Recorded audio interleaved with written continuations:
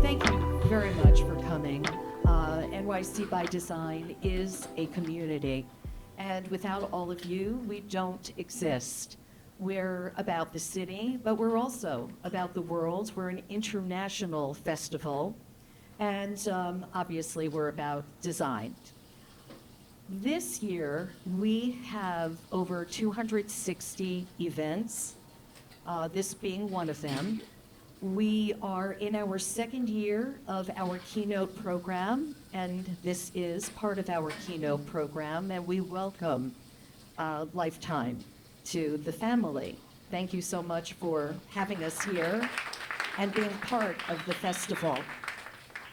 We bring in over 160,000 people this year, this week, between May 15th and May 21st. Tomorrow is our last day.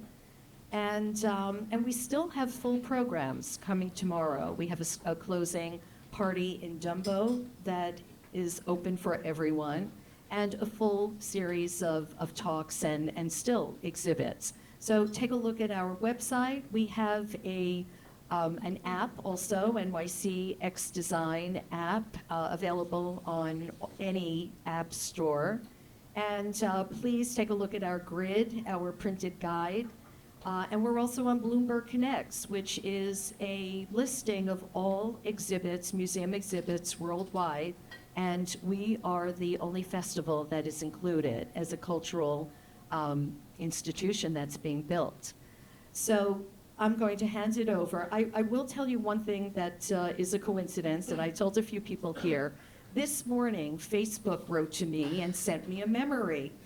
And that memory was in 2018 of a clip of Patrick Duffy interviewing me at NASDAQ on their spotlight on their TV show. And it was exactly 2018 today.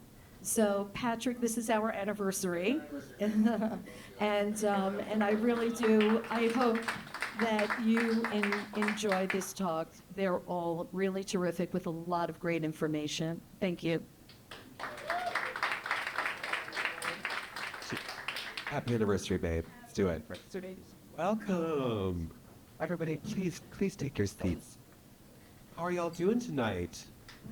Can I get a round of applause? Okay. Since we're in such an intimate setting, we're going to approach this a little bit more intimately.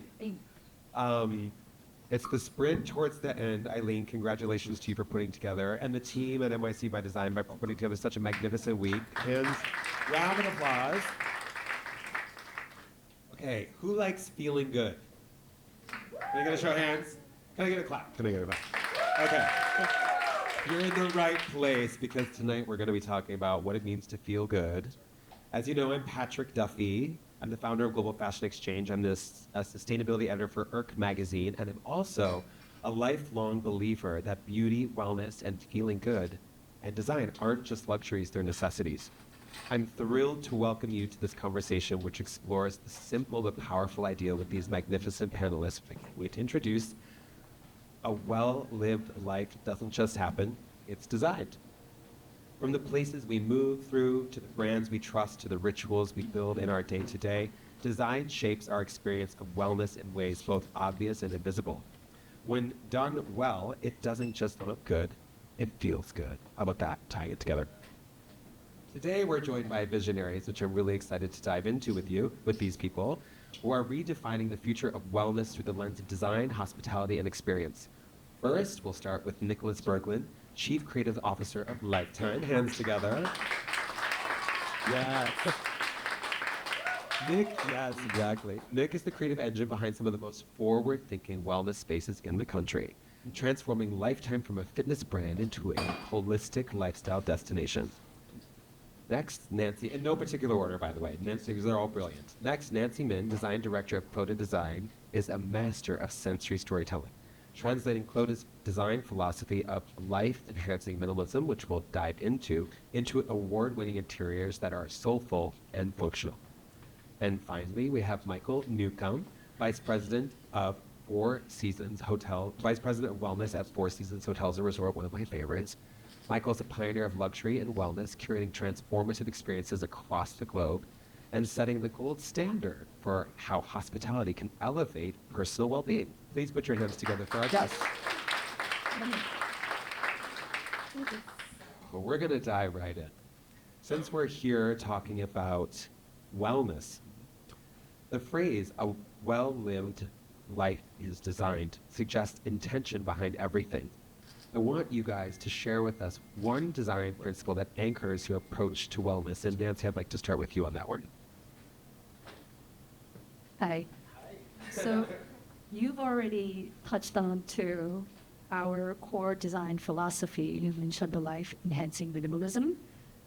It's a design philosophy that permeates every project in our studio. So it's everything you need and nothing more. So it's not austerity. It's not about self-denial. It's not about depriving, because you should have comfort. You should have joyful things that give you pleasure, that makes you smile, and bring you well-being, right? So there are ancient teachings to this type of thinking, like lagom is a Swedish word for not too much, not too little. There's a lot of Buddhist thinking in all of this. So it's about balance. It's about balance. I love that. Thank you so much for your answer. Nic, over to you. Does this work? It's working. I don't know that I have an exact principle, but I think I have an approach, maybe. And I think that is just understanding your audience. And you said something really interesting with the intention behind it. And I think the number one thing that you need to understand when you're understanding your audience is what is their intention. It's always, there's a root motivator to the way every single thing that they do. And when you can understand that, you can design for them. And you can create an experience that they're actually going to love and want to be a part of. Great. And any thoughts on the matter? Yeah.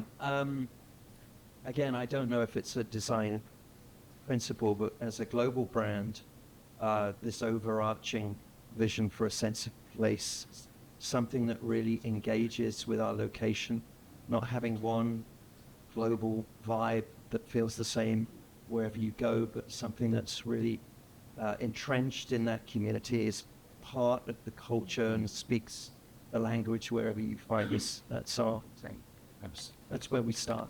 Yep. How do you, Michael, I'm going to stick with you on this one. How do you design an experience or a brand that actually inspires how people feel? So I come at this as an operator. You know my background, and I partner with the design team. So it's where form meets function. And we want to make sure that our spaces don't just look great, but they speak on every level. They articulate what we're trying to position for the hotel. They are beautifully designed that function well from every element, but they also have that force factor that comes with every design piece that you can do and have some sizzle to them. So we try and push those three together, and that's our journey. That's the trick, yeah.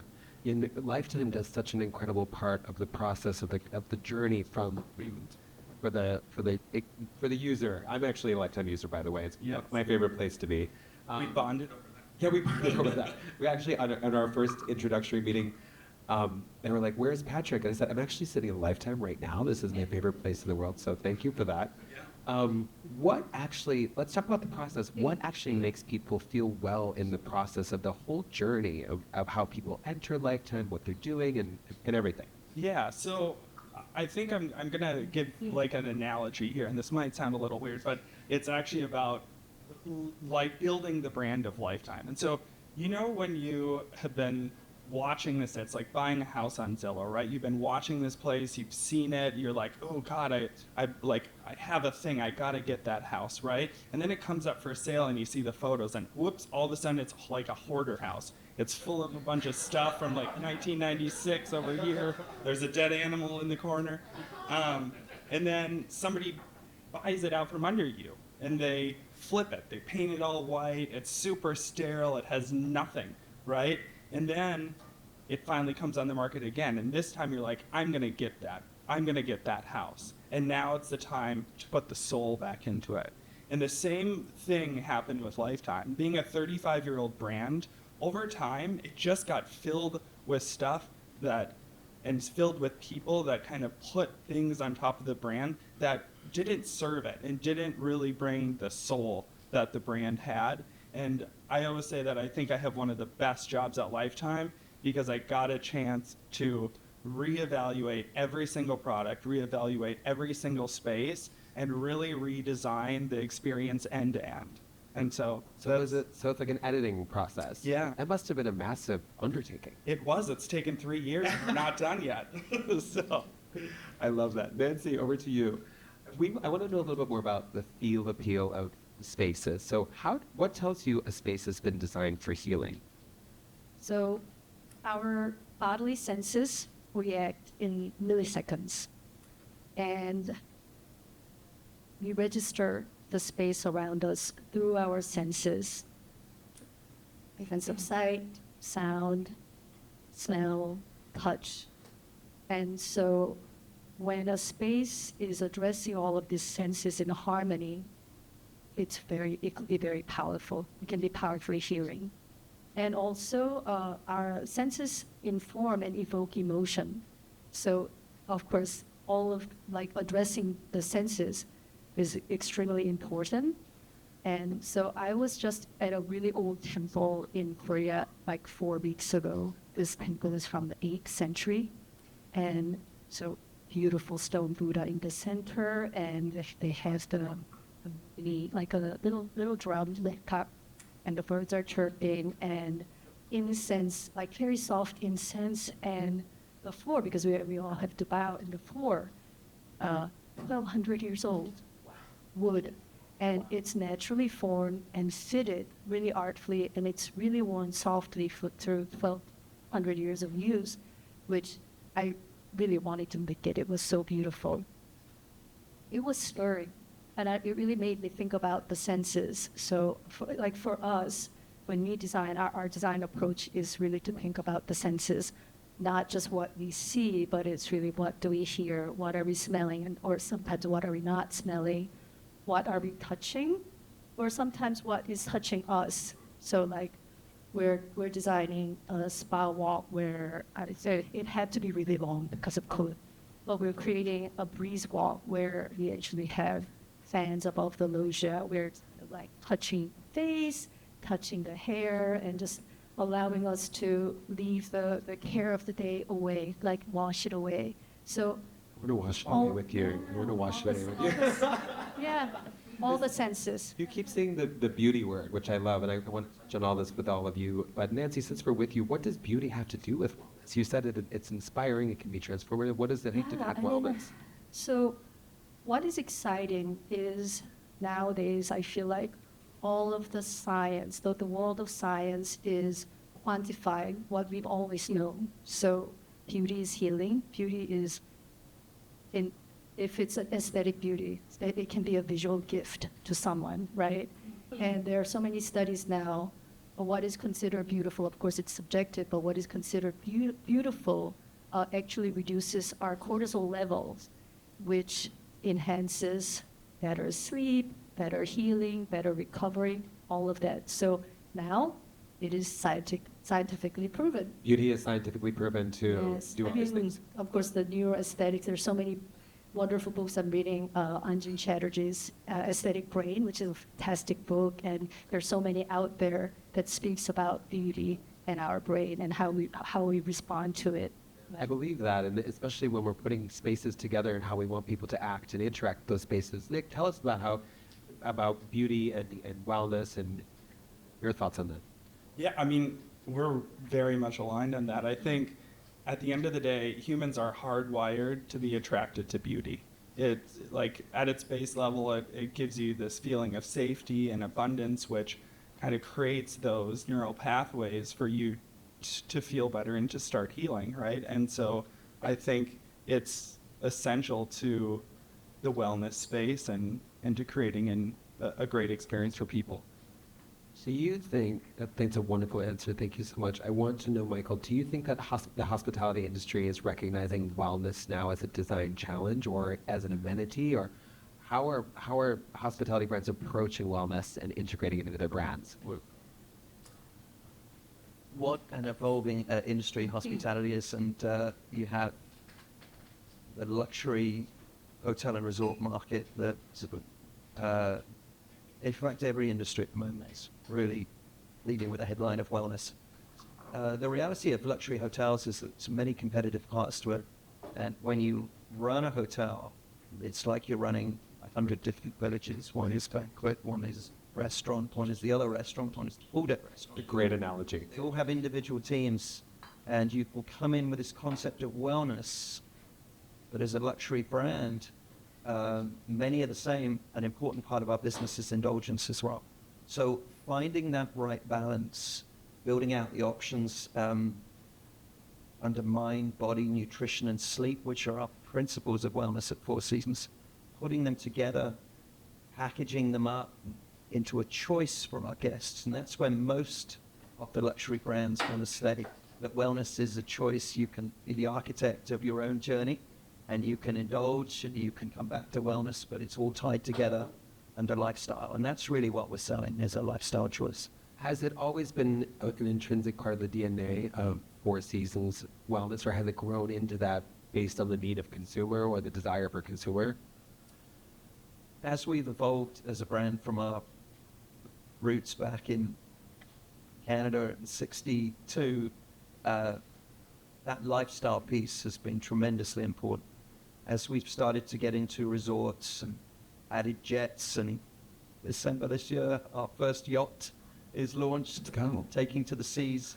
Wellness is a broad part of what we do, every meeting, every direction, and but it doesn't have a separate place. It lives within the brand's DNA, and that's the easy part, and it's the most difficult part. Where should it stay? How do you put it everywhere, and how does it stay as a choice? So it's a very interesting journey. We're not there yet, but it's evolving. Yeah, absolutely. It's always about the journey and the process, right? Right. So feel appeal, tactility, Nick, I want to talk to you about this. How do you design for the tactile? So you have so many things that you have to think about, so many different experiences at a wellness with a wellness environment like yours. You have locker rooms, lounges, studio floors, cafes. It's like all these things into one. What should they feel like? Well, I think to answer that question, you have to first experience it. At least that's my number one thing. I always feel like I have to go do the yoga class and fall out of the yoga pose and feel what it feels like to hit the floor in too hard of hardwood, right? And how are you going to design that for the next location so it's a little bit better? And I think that's my number one approach. It's an experience approach. It's like, what do you want it to be like? How could you make this better? And listening to our members. That's been our number one thing from day one, is like the member point of view. And we take that seriously. And we want to know what people think, and we adjust our designs based on that. How many yoga poses have you fallen out of recently? The real question we all want to know. Too many. Exactly. 5 today. Nancie, fabric, tell us about how that gets integrated. I know with your architecture design, with what you're doing at Clodagh, that plays a big role. So tell us about the material choice and how that can have an impact on emotion and feeling and everything. Well, fabric, along with all other materiality, materials choices in interior design is so much more intimate and sensorial compared to, let's say, architecture or civil work. So through, our touch, through vision, through sometimes the materiality, the smell of the material, it's very, sometimes when you go into like a wood structure, and you can really inhale that, and you can smell the sap, and it's very powerful, right? So material choices can be really supportive and healing just in any material that surround us. And we find that using local natural material can be really powerfully healing and grounding, right? So, for example, our project, Six Senses Douro Valley, for in Portugal. So there, we really lean heavily on local stones, local wood, lime paint, cork, azulejo, the tiles, and the local weaving. And they all contribute to place-based design. So Michael mentioned sense of place. This is really grounding, and it really invites and encourages the guests to connect to the land, connect to the place. So that could be really, really powerful. And natural material, we try to use natural material as much as we can. And of course, for practical purposes, we sometimes can't, and we compensate with natural material art or artifacts, things like that. So natural materials has higher vibrational frequencies than synthetic materials. So then they resonate with us. The vibrations are resonating, so they're vibing. Do Yeah. people that come to the spaces that you're designing experience, do they feel this? Do you get feedback on this? Are they commenting on, like, how do you know that you're hitting the nail on the head, so to speak? I mean, I do. So I think one thing that I hear the most from the people that will speak to us about our space is that they feel really calm. They feel very balanced. And I think that has a lot to do with our practice of using the materiality that we do use. Like we practice, we embrace modalities like feng shui and vastu shastra, where it's about using the balanced use of materials like wood, metal, earth, water, and fire. So that's something that we deeply embrace. Yeah. Coda does such a great job with that. It's amazing. Design for systems of well-being. Michael, over to you. How do you build environments that scale wellness for the clients of Four Seasons? And how does that work in diverse locations? Because there's so many locations that Four Seasons. So Yeah, I was reflecting on that, and I was looking at this room, and everywhere you go and you do enough projects, you can almost see where they started. And the most important word for me when we start anything is concept. And we get a single page, we put down those keywords that want to speak to where we're going. And if you look at something like this, when you feel home would be one of the words, warm, safe. And we try and put them together and feed that into the design process at the beginning. And the system that comes from there is driven by this concept. Does it speak to the place?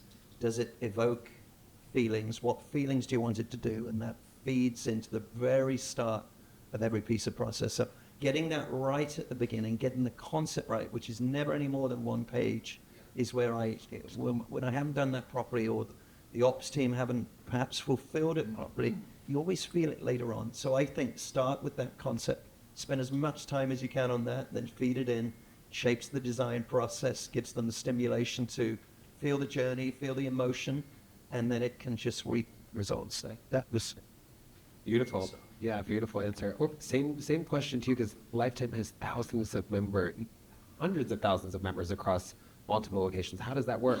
Yeah, we actually have almost 1 million. Yeah, okay. Yeah. Good to know. And over 180 locations. So That's impressive. It's a a serious thing that we're trying to create there. I think at its root, we're trying to give people the sense of home, like how you mentioned. I think one of the interesting things when we were doing some focus group research prior to the rebranding that we just went through, we found that people would actually travel and set their travel specifically based on where lifetimes were located, whether they're traveling for work like you, or for pleasure. They would either get an Airbnb or another hotel that's within a short drive of one of our locations for them to hang out there for the day. And that was so surprising to us. We were like, really? Wow.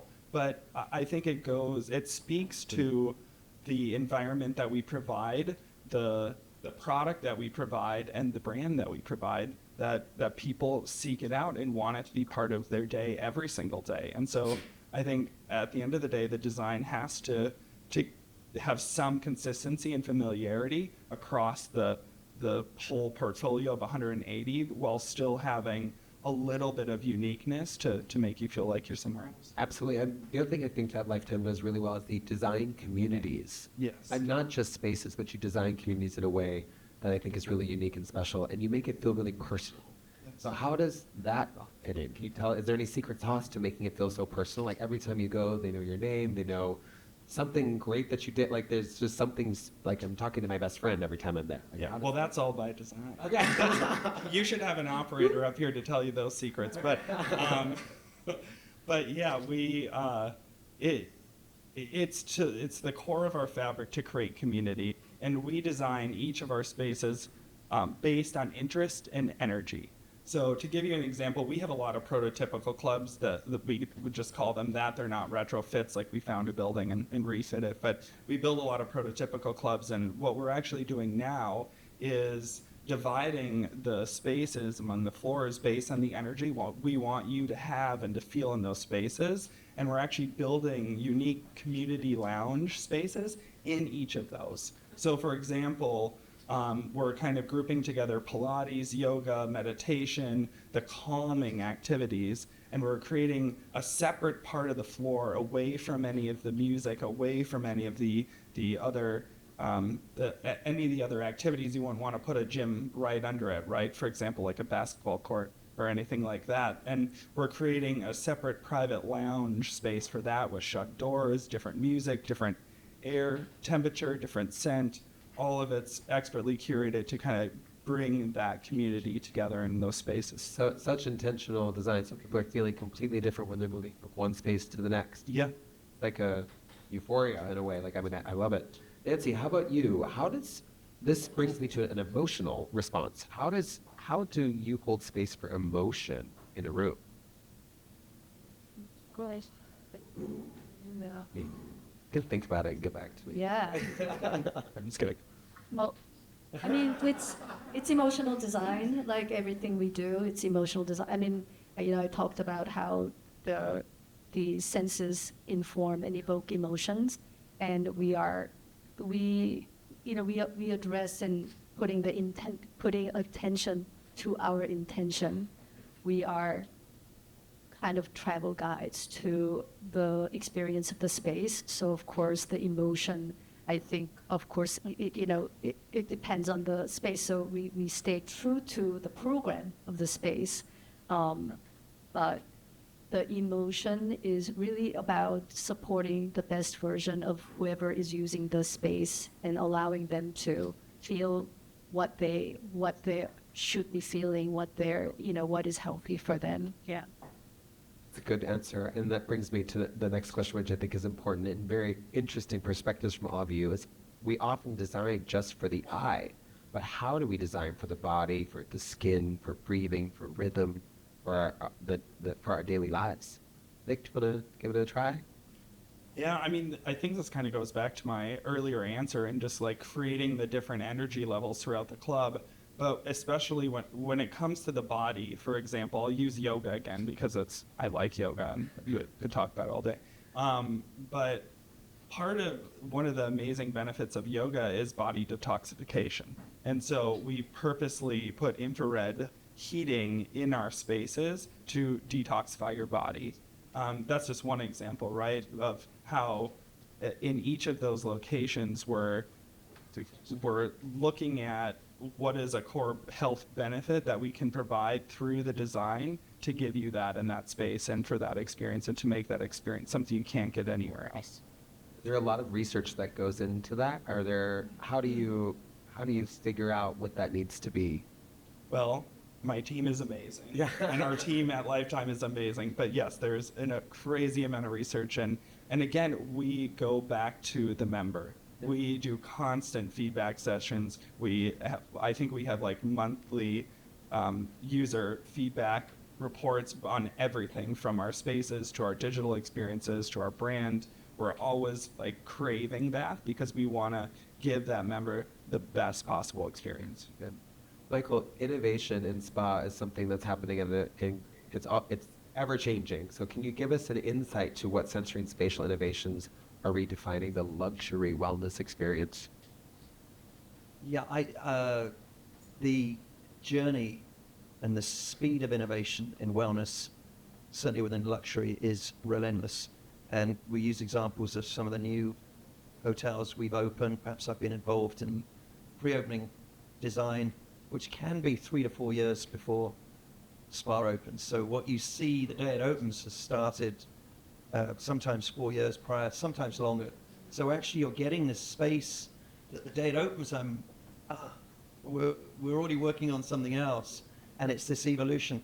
I would say the biggest change is the zoning in wellness spaces, the passive to active blend being really defined about the journey. The thermal experience now used to be a peripheral sauna steam, and now it's a whole experience. The journey will take you through is a thermal circuit, the way the body will respond to that, the preparation before you get a treatment. It used to be just the treatment.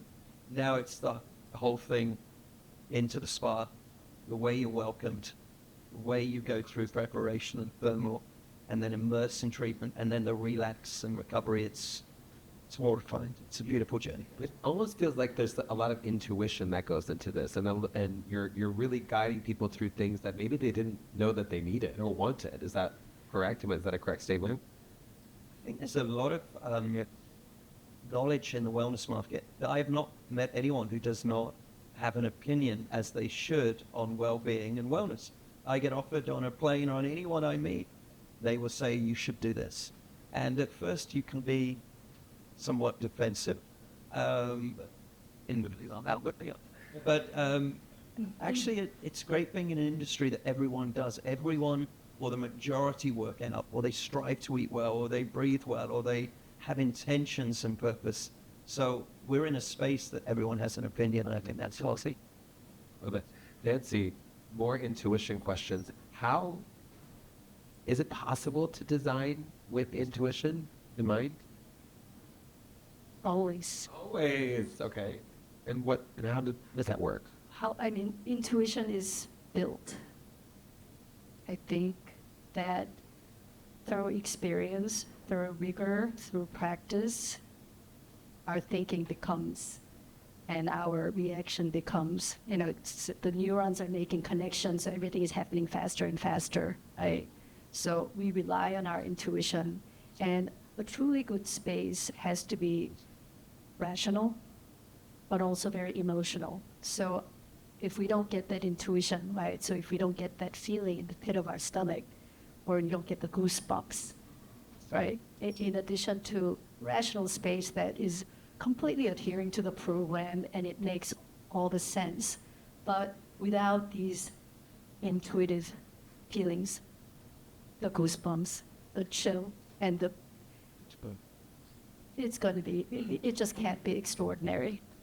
So 100% intuition. They're also using intuition to allow people to let go, which I think is really interesting. I think in order to really dive into wellness and have an incredible experience, you have to trust the practitioner, you have to trust the place, you have to trust the space, and intuition plays that. But that's actually something I want to talk to you about, Nic, with the branding the branding exercise. So how does the branding and everything you do lean into trust and lean into that idea? Well, I think the only way you can build trust as a brand is to have a fully integrated ecosystem. It has to. If you just create a logo and a brand, that doesn't build trust. That doesn't mean anything, right? It has to be connected from the branding to the experience, to the place, to the person that delivers it, and then how we follow up on it at the end of the day. And I think what we've been able to do at Lifetime is go back to the root of who we are and this idea of life and time, because what good is your time if you're not going to have a great life, right? And so we try to infuse that into the core of the brand and actually bring to life this idea of life moving through time. And to do that, we actually just look to the sky and look to the passing of time and the gradients and the magic that happens in that space. And we've actually created an entire brand color system based off of that. And then we got to thinking, and it inspired us because throughout the day, there's so many different energy levels that you have. And in the same way, we have all of these classes that have all of these different energy levels. And so what we did is we actually plotted those classes based on color theory across our energy levels that we created based on our sky gradients, and created the full branding to that experience. And the really interesting part of that, just to kind of show how branding and product and place all kind of interconnect, is when we were doing that process, we realized there was a huge gap in the middle. We had a ton of stuff that was really calm and peaceful. We had a ton of stuff that's gonna like kick your ass and make your muscles hurt. But we didn't have the mind-body work in the middle. And we realized this is a gap. This is a thing that people want and need. And so through that branding exercise, we actually created new programming based off of that. And to date, it's our most loved programming. And so it's really, it's been Fitness programming or wellness programming. Yeah. Okay, wow, that's fascinating. That's there. Yeah. The holistic approach. It also peripherally approaches community, which I kind of want to go back to because Yeah. it's such a huge piece of this. We're going to stick with you on this. How do you design belonging in wellness spaces, especially across gender, body types, and cultural backgrounds? I mean, I think I said it before, where we design based on interest and energy. And so we want to bring like-minded people together based on their interests to build community. Because I think we see beyond gender, we see beyond all of those typical, stereotypical norms, and we want to bring you together based on what you love and what gets you fired up, what gets you excited, because that's the people you're going to connect with. It's like, I can't tell you how many times I've heard, it's like, I met my partner here, like my whole best friend for like 20, 30 years has been at Lifetime. It truly, the way that we create those communities and those experiences based on that changes people's lives. That's so exciting. That's so exciting. Nancie, what do you think about designing for community and how do you do that? Well, there is a lot of talk in the loneliness. Loneliness space. Loneliness, yeah. So communal spaces that people share, spaces that bring people together. I mean, this is so critical in our community in today's time. I do believe that spaces can bring people together. Yeah, absolutely. Kind of like this one, right? Michael, global hospitality brand, I want to know about how you honor, we were just talking about this a little bit before the chat, how do you honor local design culture while maintaining the brand cohesion? Sorry, say that again. So how do you honor local design culture, because you're all over the world, and you work with artisans and woodworkers and so many incredible local talents wherever you're operating at Four Seasons, but how do you do that while maintaining the brand cohesion? Well, it may surprise. I mean, we go back to that concept discussion of core design team, local project, and we have a third list of design consultants in every location in the world, and that's how we get the sense of place. It could be an international firm, but they specialize and can articulate projects in a local place, and that's the key to what we do. We really do feel that people travel for a purpose of adventure and to find new experiences. But the consistency that we put with it is the brand flavor. You mentioned trust, but the design flair is the adventure and how we put those together. Local design team, local project team, corporate oversight. Thank you. We've gone through a lot of questions here. We're kind of nearing the end of our panel, but we have some really important ones that I want to touch on about the future. I want to know what you guys think about the future. So here's my question for all of you. If you had an unlimited budget and a blank canvas, what space would you design to reimagine wellness for the next decade? Well, I know, it's a big one. It's a big one. I thought I'd Well- drop that. outside of Four Seasons resorts and spas Now's the for time. the next decade. Drop that business card. Well, I would love to design a school Oh, wow. in an urban environment. So I am a mom of a high school student, and I do see that our young people are struggling, and there's a lot of struggle with our young people in this. I mean, worldwide, right? Worldwide. But I would love to design a school because we're in New York City, in an urban environment where the space really supports the young people to be creative, because stress really compresses creative energy, right? So something that'll support an environment that'll support their creative energy, their well-being, and give them sense of belonging. And so that's what I would do outside of four seasons. Nick, over to you. If you had an unlimited budget and a blank canvas. Well, I've never been one to follow a budget. So just to say that. Good answer. I love that answer. But, I love that answer. So I've done a lot. Okay. But no, I think my perspective on this, I actually think there's a little bit of a right brain and a left brain side of it. And I think from a left brain side of it, we know the future of design and especially wellness, that the youngest generation, they're running for it. It is like that is where they're going to get their community, where they're going to meet people. It's how I believe that they're going to live their lives. And just macroeconomically, where we are today, I also believe that there's going to be this mass chasing of quality goods. And I think that's really exciting from a left brain side, right? That this fact that people are going to be chasing this quality, this luxury, but also this wellness. And so for our industry, for all of us up here, I think there's an amazing future ahead. On the right brain side of it, maybe it's a little more sad, because I think we're the most disconnected nation of people. But I think the opportunity there is for us to design places for people to come together and to actually have that connection, to make new friends, to enjoy each other's company. Because no matter what, AI is never going to work out for you, and it's never going to fall in love with you. Oh, I'm tearing up. Oh my God. That's true about AI. I try to. Just kidding. Over to you. Unlimited budget. Thank you, by the way, for that very beautiful and thoughtful answer. Thank you. Over to you. This question, unlimited budget, and the sky's the limit.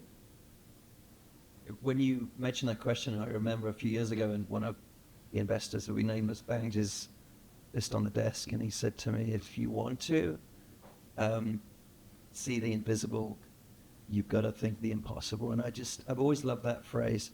And somewhere in the spa journey, as spas take on more medi-spa modalities, I mentioned privately to one or two people earlier, I would love to push that over where hospitals and clinics become more towards spa.